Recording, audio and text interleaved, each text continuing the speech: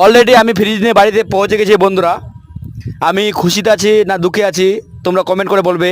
আমি আর নিজের মুখ দিয়ে বলবো না, কারণ মানবিকতা বিবেক দিয়ে আমি বর্তমানে খুব আনন্দ আর খুশিতে রয়েছি। এই দোকানের কর্মচারী ভাই নিজের মানবিকতা বিবেক দিয়ে ফ্রিজে দড়িটা খুলছে।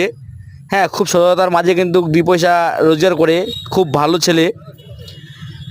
তো খুব যত্ন করে দুজনে টানা হিচড়া করে নামাচ্ছি। খুব আনন্দ লাগছে, এতটাই আনন্দ লাগছে মানে বলে বোঝাতে পারবো না। তো যাকে যেহেতু ফ্রিজ বলে কথা, এখন ফ্রিজে ঠান্ডা জল খাবো। অ্যাকচুয়ালি আমি বাড়িতে যাদের যাই সবাই ফ্রিজের জল বের করে আমাকে খেতে দেয়। যদিও আমি খুব খুশি, কিন্তু আমি মনের মধ্যে জিদ করছিলাম যে আমি ফ্রিজ কবে নিতে পারবো।